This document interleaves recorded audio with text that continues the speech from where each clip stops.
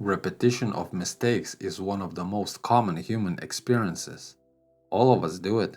The same arguments, the same habits, the same destructive decisions, the same promises that this time will be different. What's strange is that we usually know we're doing it. We can often explain exactly what the problem is. Sometimes we can even predict how it's going to end. And yet, somehow, we end up in the same place again. Why? The most common answer is a lack of discipline, intelligence, or self control. But I don't think that's the real explanation. If knowledge alone was enough, nobody would repeat the same mistake twice, yet all of us do it. The reason is that behavior is not controlled by a single system. Part of your mind may understand perfectly well what should be done. Another part is concerned with something entirely different: emotional stability, familiarity, predictability, and maintaining a coherent sense of self. These systems do not always agree with one another, and when they come into conflict, the outcome can look remarkably strange. A person can sincerely want to change and simultaneously resist that change. Not because they are stupid, not because they are weak, but because the mind is trying to solve multiple problems at the same time. The mistake, in other words, may not be the problem itself. The mistake may be a symptom of a deeper psychological process operating beneath awareness.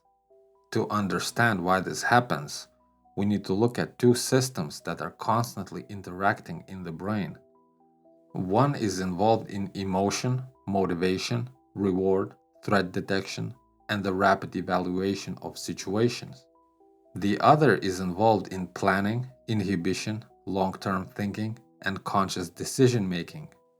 In everyday language, we often imagine that the thinking part should simply control the emotional part. But that isn't how the system actually works. Imagine a person who decides to stop procrastinating, stop smoking, stop entering unhealthy relationships, or stop reacting with anger. The conscious decision may be completely genuine. The problem is that decisions are not the only forces influencing behavior. At the same time, older emotional patterns, habits, expectations, and learned associations continue to generate signals of their own. In many situations, the thinking system does not eliminate these signals. Instead, it adapts to them. It begins to justify them, rationalize them, work around them. This is one reason people can sincerely want one thing and repeatedly do another. The conflict is not between intelligence and stupidity. It is a conflict between different processes operating toward different goals. Instead of asking, "Why am I so irrational?" a better question might be, "What process is this behavior serving?"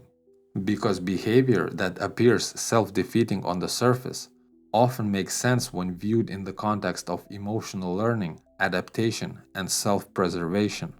These mechanisms can certainly create problems in everyday life, but they did not evolve to make our lives difficult.